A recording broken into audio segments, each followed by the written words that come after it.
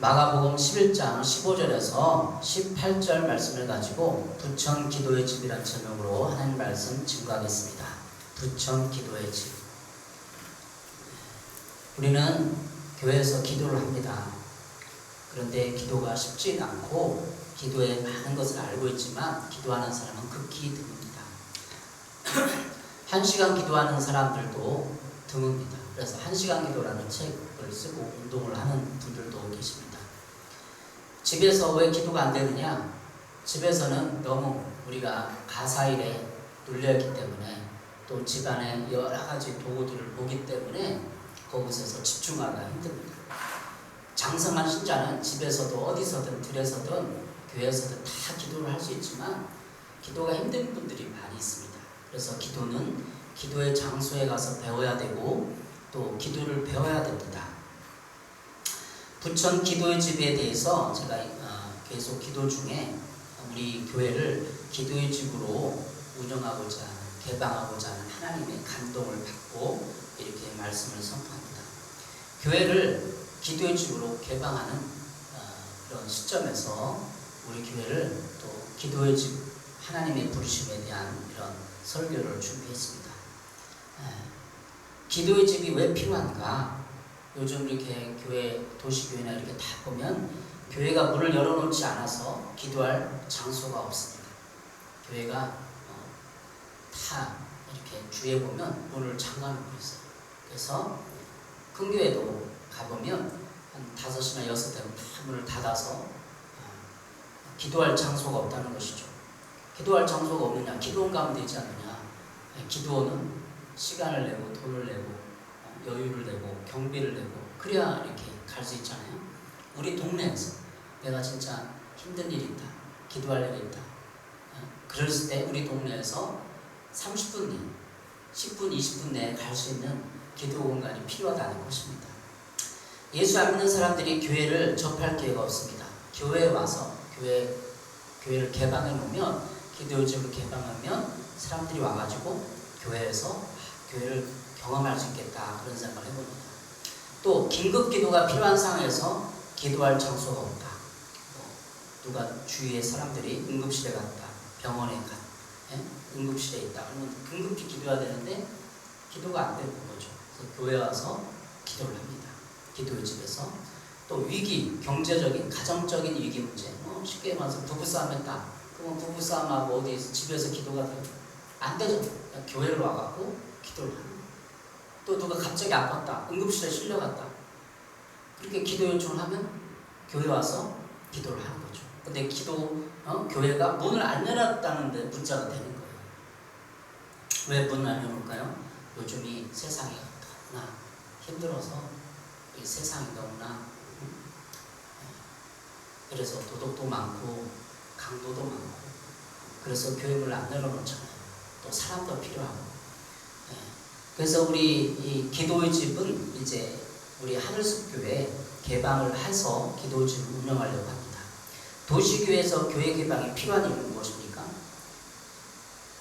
사람들이 기도를 체험할 수 있는 장소가 교회, 다시 말해 기도의 집이 되어야 하고, 교회의 신비를 배울 수 있는 곳이 교회이기 때문입니다.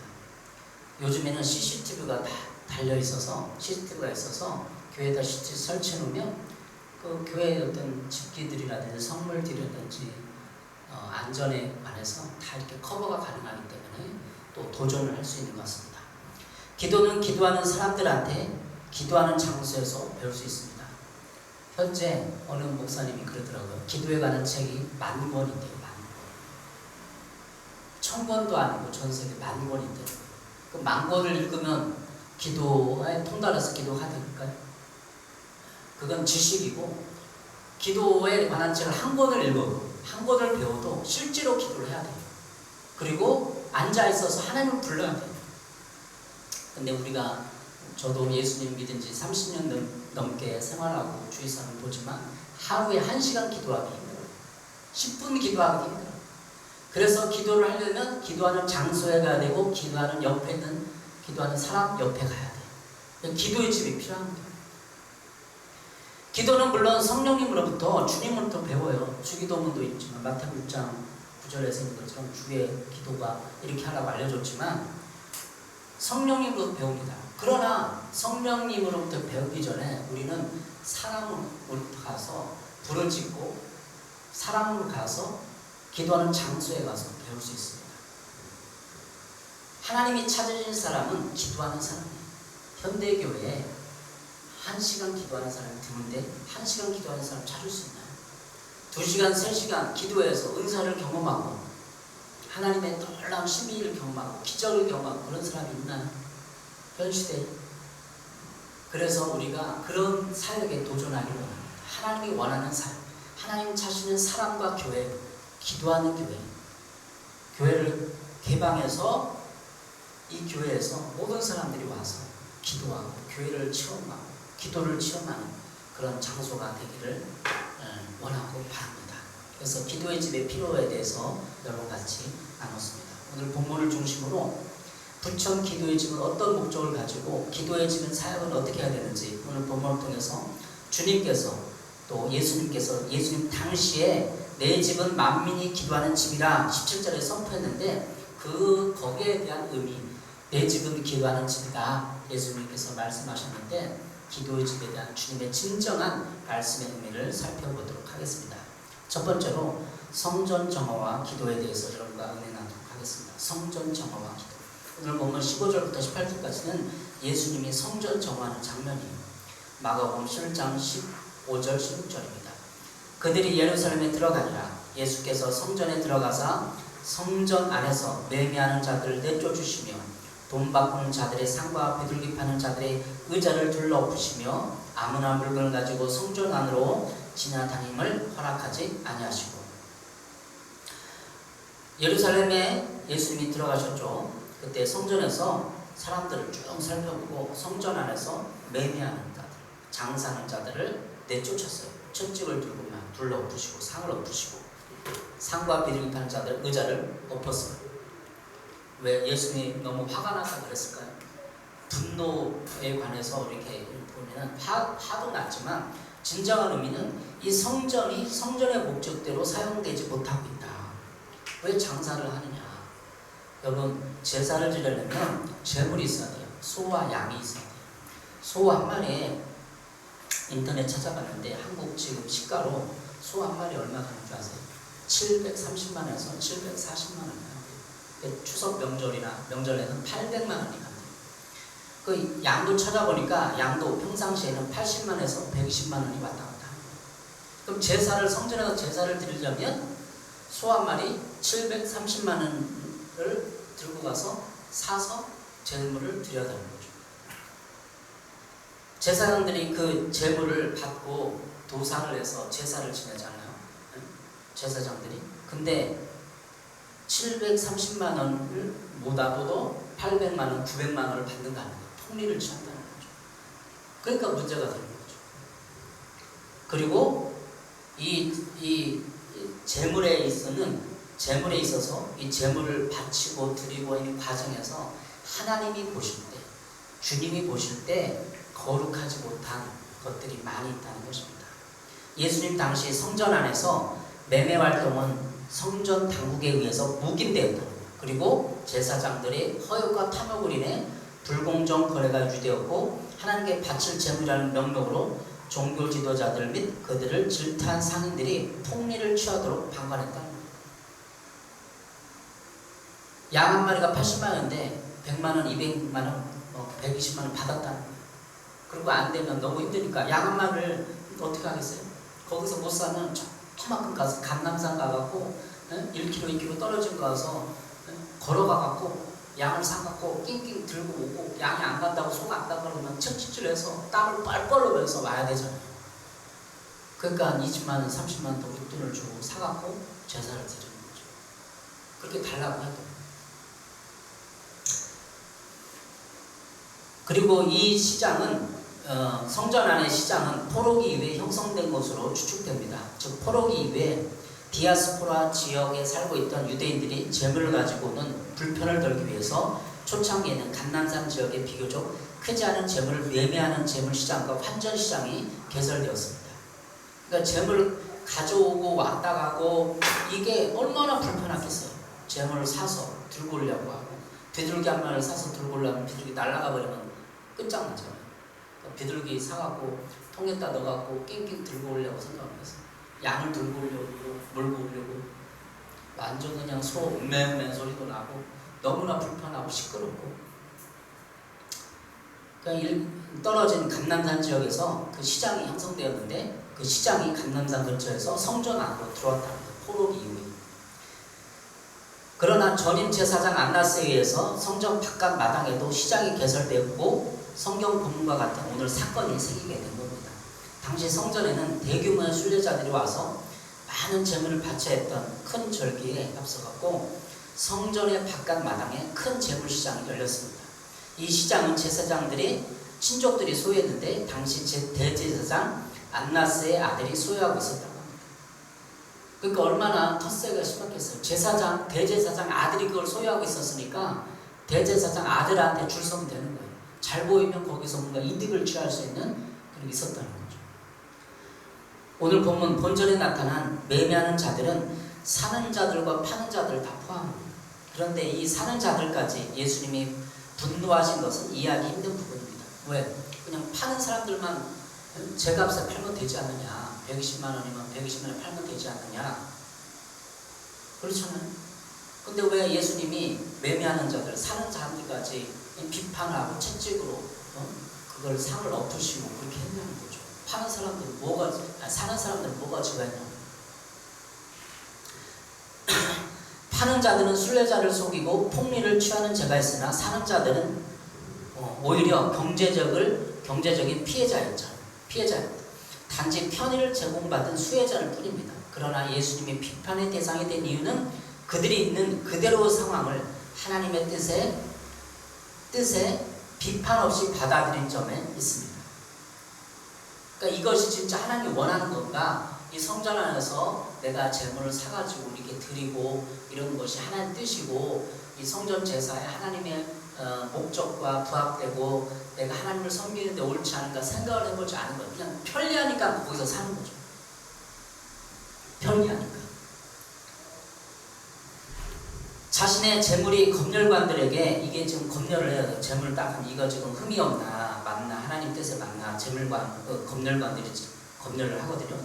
검열관들에게 합당한지 거부당할지도 몰랐기 때문에 차라리 그것보다는 이방인에 들여서 자신의 재물을 사는 것이 훨씬 더 편리했던 것입니다. 그러니까 편리성이 사는 사람들에게는 거기서 성전에서 사는 것은 편리성 때문이 그런 거죠. 예수님의 성전 정화는 분명히 기도를 배우는데도 유익하며 도움이 됩니다. 하나님을 위해 제사 드리고 기도하는 공간에 재물을 드릴 편리성 때문에 또한 재물을 사고 파는 이익들 때문에 성전이 장사하는 곳으로 변질된 것입니다. 성전의 목적은 제사를 통한 하나님과의 친교와 기도가 목적입니다. 그런데 이제는 그 이익을 사고 파는 장사 공간이 되었습니다. 우리는 현대교회에서도 또 바저회를 하는 것을 봅니다. 근데 어떤 분들은 바저회가 예수님의 채찍을 내리치는 그런 분노의 대상 아닌가라고 생각을 하는데 그것은 아닙니다. 단지 바저회를 하는 목적, 그 제물을 사서 거기서 하는 목적을 말합니다. 성전 정화의 핵심은 성전이 성전의 목적대로 기능을 하고 있지 않다는 거예요. 예수님이 비둘기 상을 엎고 이 예수님의 실제 말하서 성전 정화의 사건, 성전을 깨끗이 하는 사건의 핵심은 성전이 성전의 목적대로 기능을 하고 있지 않다는 거예요. 성전 정화는 바로 제사 기능의 회복과 하나님과의 만남의 기능을 회복하는 것입니다. 그것은 바로 오늘날로 말하면 예배와 기도의 회복입니다. 이 기도의 집에서 우리가 꿈꾸는 기도의 집에서 우리는 개인 예배와 기도가 회복되는 것을 보아야 합니다. 예수님이 성전을 가셔서 채찍으로 둘러부시고 사람들과 이 비판의 장면의 현장에 드러나신 직접적인 이유는 그 장사하는 그들의 의도가 이 성전을 사용하는 목적에 맞지 않다는 것입니다. 부합하지 않다는 거죠. 성전은 하나님을 만나는 장소인데 너무 거기에 집중하다 보니까 시끄럽고 폭리를 취하고 그래서 사람들의 어떤 이득의 장소가 되는 강도의 소굴이 되었다는 것입니다. 고린도서 3장 16절 이런 말씀이 있습니다. 너희는 너희가 하나님의 성전인 것과 하나님의 성령이 너희 안에 계시는 것을 알지 못하느냐. 우리는 예수 그리스도로 말미암아 십자가의 권리로 말미암아 하나님의 영이 성령이 우리 안에 계십니다. 하나님의 성전인 것과 하나님의 성령이 너희 안에 계시는 것을 알지 못하느냐. 다시 말하면 신약적인 의미에서 기도의 집 성전 정화 사건의 그 의도와 핵심은 우리가 하나님을 섬기는 교회에서 내가 어떤 의도로 어떤 목적을 가지고 예배를 드리고 사람을 만나고 교회 가느냐라는 거예요. 장사하기 위해서 가는 교회 가고 하나님을 섬기는 것은 예수님의 비판의 대상이 채찍의 대상이 될 수 있다는 것입니다. 여러분 오늘 하루 이 교회 오셨는데 어떤 의도로 오셨습니까? 내가 진정 하나님 만나고 내 인생을 회복하고 내 죄사함 받고 구원받고 그 기쁨을 누리고 그 구원의 기쁨을 많은 사람이 나누고 하나님을 섬기는 목적이 아니라 어떤 장사의 의도, 유익을 의도, 내가 성공하고 스펙을 쌓고 신앙을 어떤 내가 교회 다니는 사람들 틈에 끼고자 하는 욕구와 욕망이 교회를 통해서 유익을 얻고자 하는 사람들은 그런 예수님의 비판의 대상이 될 수 있다는 것입니다. 두 번째, 제사와 기도를 통해서 오늘은 기도의 집의 의미를 살펴보도록 하겠습니다. 마가복음 11장 17절입니다. 이에 가르쳐 이르시되 기록된 바 내 집은 만민이 기도하는 집이라 칭함을 받으리라 하고 하지 아니하였느냐. 너희는 강도의 소굴을 만들었도다 하시니. 본절 17절 내 집은 기도하는 집이라 이 말씀은 이사야 56장 7절을 예수님께서 인용하신 것입니다. 이방인에게도 하나님을 경외하고 성전에서 예배하는 것이 허용될 것이라는 예언 내용입니다. 당시 예수님 당시에 또 이사야가 사역하던 당시에 예루살렘의 이스라엘의 이방인, 다시 말하면 이스라엘 나라 사람 이외의 사람들이 많이 살고 있었어요. 주변에 어떤 나라에. 그 사람들이 와서 이스라엘에 있는 그 성전에 가서 종교를 하나님 종교를 접해보는 시간이 필요합니다. 그것이 성전에서 가서 성전을 제사를 드려보고 성전에서 하나님을 만나는 길이에요. 근데 이방인들이 이사야 56장 7절에는 이방인들이 하나님을 경외하고 나오는 것이 허용됐다는 거예요. 성전에서. 그런데 당시 제도로서는 이방인이 성전에서 기도할 수 있는 곳은 이방인의 뜰밖에 없었어요. 다른 나라 사람들이 예루살렘 와서 예루살렘 성전에서 이방인의 뜰 안에서 하나님 만날 수 있는 기회가 있었던 거죠. 그럼에도 불구하고 이방인의 뜰을 제물 시장으로 만들어 장사를 했다는 것은 이방인들이 하나님께 나올 수 있는 길을 차단시켰다는 것입니다. 당시에 이방인들이 이방인 뜰이라고 구별된 장소가 있어서 거기서 이방인들이 제사를 드리고 하나님 만날 수 있는 기회가 있었는데 거기 안에다 시장을 꾸며놨으니까 매매하는 자들이 거기 있으니까 이방인들이 못 온다는 거예요. 그래서 예수님께서 이방인에게 선교적 기회, 복음 들을 기회를 차단시킨 교회를 향하여 채찍을 들었다는 것입니다. 우리도 교회도 마찬가지죠. 교회는 만방을 복음을 전하는 장소예요. 근데 문을 닫아놨어요. 내가 진짜 교회에서 자살 직전에 사람들이 교회 한번 가서 하나님 만나고 기도해보고 마지막 소원이 기도해보고 하나님 있나 없나 확인해보고 죽겠다. 그러면 있을까 없을까? 있겠죠. 근데 교회 문이 닫혀있으니까 그 사람 하나님 만나지 못하고 기도도 못해보고 죽을 수 있다는 거죠. 현대 교회를 향한 하나님의 메시지. 이방을 위해 교회를 열어보는, 안 믿는 사람들을 위해서 교회를 열어보라는 거죠. 이것은 그 성전을 세운 목적대로 이방의 뜰이 사용되지 않았고 하나님의 보편적 은혜를 누릴 혜택을 막은 것입니다. 현대교회도 그런 것 같아요. 응급실 환자가 응급실에 있는 기도하고 싶어서 내 부모님이 지금 방금 암으로 교통사고로 돌아갈지 모르는 상황 기도하고 싶은데 기도할 장소가 없다는 것은 불행이죠. 그래서 예수님께서는 그들의 횡포를 중단시키고 이방인들에게도 하나님의 은혜를 받아서 누릴 수 있도록 하시기 위해 성전을 성결케 하시고 그 이유를 설명하신 것입니다. 이러한 사실은 만민이란 단어, 만민이란 단어 헬라어는 토이스의 드네신입니다. 이 만민이 이방인으로 번역되는 경우도 많이 있다는 사실에서 확인될 수 있습니다. 내 집은 원칙적으로 성전이 하나님의 임재를 상징하는 하나님이라는 집이라는 의미지만 여기서는 암시적으로 제2의 하나님 되시는 예수 자신이 집이라는 의미로 가지고 있습니다. 집주인이라는 의미를 가지고 있습니다. 다시 말하면 이것은 예수님은 집주인의 자격으로 성전 청결을 작업을 하신 것을 알 수 있습니다. 예수님이 그냥 사람이 돼갖고 그냥 둘러보시고 너무 화가 나갖고 너무 분을 못 이겨서 막 비판하고 막 흥분한 게 아니라는 거예요. 예수님은 하나님의 동시기 때문에 하나님의 집 주인으로서 내 집이 이렇게 더러워졌다, 강도의 소리 됐다, 그들을 비판하고 정면으로 도전했던 거예요. 예수님 그 성전의 주인이니까. 여기서 기도의 집이라는 표현은 하나님께서 인간과 친히 만나시고 인간의 거룩한 바람을 들어주시는 곳임을 보여줍니다. 다시 말하면 기도에서 하나님의 응답하시는 곳임을 보여주는 것입니다. 하나님과 사람이 무엇으로 만날 수 있으며 하나님과의 경험과 친밀을 쌓을 수 있겠습니까? 바로 기도입니다. 기도를 통해 예수님이 의도하셨던 진정한 성전 청화를 가능하게 할 수 있습니다. 우리 교회가 부패하고 썩었다고 많이 듣는데 기도를 안 하기 때문에 교회가 썩는 거예요. 기도를 통해서 하나님은 성전 작업을 하시라는 거예요. 기도 운동을 하는 거죠. 우리가 또 기도에 대해서 오해하는 부분, 내가 기도만 하면 하나님이 다 들어줄 줄 아는 거예요. 기도하면 하나님 다 귀를 들고 듣죠. 그러나 지난주에 설교했던 것처럼 마가복음 11장 25절에 서서 기도할 때 아무에게나 혐의가 있거든 용서하라. 이것이 기도의 존재 조건이에요. 내 주위 사람들이 혐의가 있어서 의심하고 불신하고 미워하고 근데 기도했다고 해서 안 들어줘. 하나님은 듣고는 있지만 기도 응답은 없어요. 기도자가 무지 중요한 겁니다. 내가 어떤 마음으로 기도하나, 분노와 미움을 가지고 기도하면 하나님 듣긴 들었는데 그 응답이 안 떨어지는 거야, 하늘에서. 그래서 기도했다고 자랑하지 말아야 돼. 나 기도했어요. 그럼 당신 속마음이 어떤데 미움과 증오가 있으면서 기도했어? 그렇게 말하는 거야. 다 혐의가 있던 용서해. 다 풀어야 돼. 치유가 돼야 돼. 그래야 기도자가 되는 것입니다.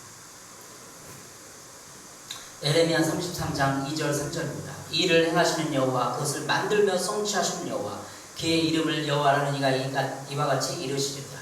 너는 내게 부르짖으라. 내가 내게 응답하겠고 내가 알지 못하는 크고 은밀한 일을 내게 보이리라. 일을 행하시는 여호와. 우리가 기도하면 하나님이 일을 해요. 일을 행하시는 여호와. 그것을 만들어 성취하시는 여호와. 우리가 기도하면 하나님이 만들어요. 계획을 만들고 프로젝트를 만들고 교회에 대한 이런 보호와 개인에 대한 계획들을 만들어서 하나님이 성취하시고 일하시는 겁니다. 그래서 기도해야 되고 기도자들이 필요한 거예요. 그냥 누구나 다 기도할 수 있지만 기도를 배우고 기도하는 장소에 가서 기도의 힘을 얻고 그러면서 영적 세계가 현실 세계가 바뀌는 것을 경험하게 됩니다. 이 설교를 준비하면서 제가 기도의 집을 할 수 있는 자격이 될까도 생각을 해보면서 하나님이 준비하신 것들을 생각해봤어요. 하나님이 저에게 신학교 다닐 때부터 신학대학을 때부터 학생회 임원을 했고 그 임원을 하면서 중보기도학교를 했어요. 학교에서 감신대 대학원에서. 그리고 또 높은 뜻 승희교회 다니면서 중보기도학교를 2번이나 제가 또 들어서 또 섬기고 간사로 섬기고 되고 홀리네이션 사역을 하면서 국가기도운동회에 참여하면서 또 국가기도운동부 간사로도 참여했고 하나님이 저에게 기도에 관한 훈련과 지식을 많이 쌓아놨습니다. 그래서 우리 교회를 살펴보고 지금 한국교회 영적 상황을 살펴보고 묵상하고 하나님 뜻을 받아보면 기도운동이 필요하거든요. 기도운동. 기도자가 없고 기도 장소가 없다. 목회자도 1시간 기도하기 힘들어요. 주위 둘러보세요.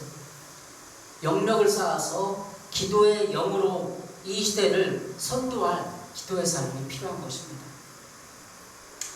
여러분에게 이런 기도의 도전을 합니다. 이를 행하시는 여호와 그것을 만들어 성취하시는 하나님이기 때문에 여러분이 기도하면 하나님의 일을 하시고 하나님이 프로그램을 개발해요. 그래서 일하시는 것입니다. 마지막으로 기도의 집과 사역에 대해서 여러분과 같이 묵상해 보겠습니다. 교회를 기도의 집으로 사용하여 개방하라. 그러면 기도 운동을 하라. 어떤 기도? 중보기도 운동을 해야 합니다. 관상기도를 하고 예언기도, 기도는 다 해야 돼요. 그냥 불을 짓고 끝나는 것이 아니라 하나님의 음성을 듣기도 해야 됩니다. 예언기도도 필요합니다. 디모데전서 1장에 보면 기도에 대한 종류가 나옵니다. 디모데전서 1장 2장 1절입니다. 디모데전서 2장 1절. 그러므로 내가 첫째로 권하노니 모든 사람을 위하여 간구와 기도와 도구와 감사를 하되 임금들과 높은 지위에 있는 모든 사람들을 위하여 하라. 이는 우리가 모든 경건과 단정함으로 고요하고 평안한 생활을 하려 함이니라. 여기에 보면 기도의 종류가 나옵니다.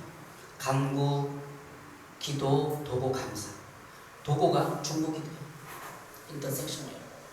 그래서 우리가 간구만 계속하고 기도했다고 하지 말아요. 그 사람 앞에 들어가서 중보를 해줄 수 있는 중보기도자들이 되어야 됩니다. 임금들과 높은 지위에 있는 사람들을 위해서 기도해야 돼요. 근데 저도 마찬가지로 어디 사람들 오면, 교회에서 보면 대통령과 높은 지위의 국회의원들과 정치가들을 위해서 많은 기도하지 못해요. 그래서 기도집이 필요한 겁니다.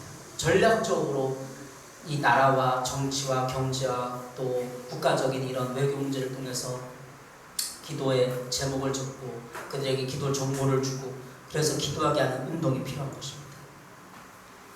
그러면 중보기도만 하면 다냐? 그렇지 않습니다. 교회에서는 또 예언기도 해야 됩니다. 디모데전서 1장 18절입니다. 아들 디모데야, 내가 내게 이 교훈으로 명하노니 전에 너를 지도한 예언을 따라 그것으로 선한 싸움을 싸우며.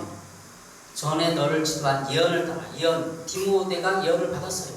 그리고 그 예언을 따라서 선한 싸움을 싸운 거예요.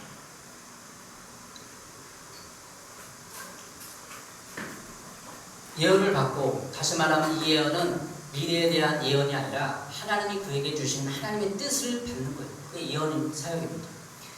예언을 받고 선한 싸움이 가능합니다. 여러분, 지금 너무나 험악하기 때문에 기도하지 않고 또 내가 어떤 하나님과 신앙을 적극적으로 도전하지 않으면 이 선한 싸움에서 져요. 우리 주위에 많은 사람들이 왜 신앙을 떠나고 등집니까? 사단의 계략이 강하기 때문에, 모르기 때문에. 계략이, 사단이 우리를 통해서 우리의 물질과 인간관계와 내 안에 있는 부패성을, 죄성을 통해서 도전하고 공격해오고 싸워야 되는데 어떻게 싸울 거예요?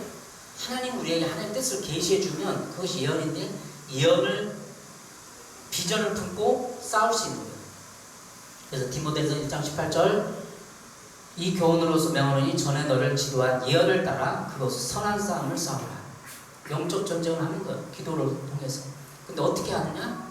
예언을 받고 그 예언의 비전대로 묵상하고 기도하고 하나님 뜻을 받은 대로 싸워야 되는 것입니다.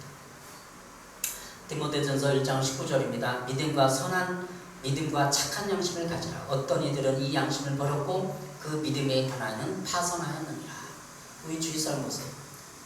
믿음과 착한 양심을 가지라. 그런데 이 양심을 버리고 그 믿음에 관하여 파선했다. 영적인 게 뭘까? 양심을 간직하는 거예요. 신앙 양심. 신앙 양심이 뭐죠? 기도하려면 내가 양심을 저버리고 양심대로 착한 양심을 갖지 않고 믿음을 갖지 않으면 기도가 안 돼요. 기도가 그냥 하면 그냥 줄줄 읽으면 되는 줄 알아서 그냥 입만 뻥끗하는 거지. 기도가 올라갔다가 하나님 물론 다 들으시는데 영향력을 발휘 못해요. 하나님 보좌를 움직이는 기도를 못하는 거죠. 그래서 하나님 보좌를 움직이려면 믿음과 착한 양심을 가져야 돼요. 기도자들. 그 양심을 올바로 쓰지 않으면 기도가 안 돼요. 왜 사람들이 기도를 안 할까요? 기도가 안 되니까 안 하는 거예요. 누가 기도할 줄 몰라요. 그래서 늘 기도의 집은 여기서 잔잔한 영적인 음악을 들으면서 하나님을 묵상하면서, 이 자리는 하나님의 임재가 가득한 공간이어서 이곳에서 기도가 가능한 기도집을 꿈꾸는 것입니다. 여러분에게 하나님의 믿음과 착한 양심을 가져서 기도하시기 바랍니다. 예언의 말씀을 통해 또 설교 말씀을 통해 큐티를 통해 하나님의 음성을 듣고 믿음과 착한 양심을 가져야 돼요. 회복해야 돼요. 그래야 기도가 되는 것입니다.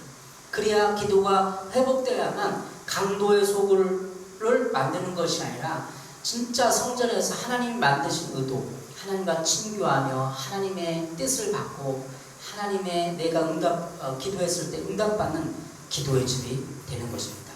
예수님 당시에 종교 지도자들, 대제사장들, 서기관들이 그런 성전의 의도대로 사용하지 못했기 때문에 그들이 악했다는 것이 아니라 그들이 엄청난 죄를 졌다는 것이 아니라 편리성 때문에 감난산에서 재물을 해서 가져와도 그 땀을 뻘뻘 흘리니까 그냥 성전에서 가져와서 우리 편한 대로 하자. 편한 대로 하자. 그러니까 종교가 타락하는 거예요.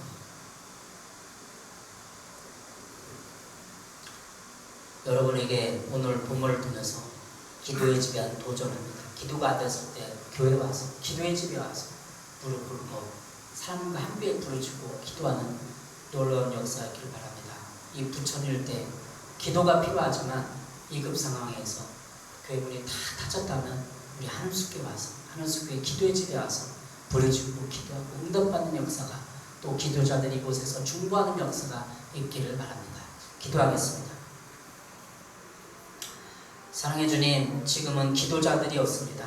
하나님의 속을 시원케 해서 하나님의 마음을 끌어낼 기도자들이 없는데 이 교회를 통해서 기도자들이 모여들고 중보 기도자들이 모여들어서 하나님 이 성전을 세운 목적, 교회를 세운 목적대로 하나님 사용하여 주시옵소서.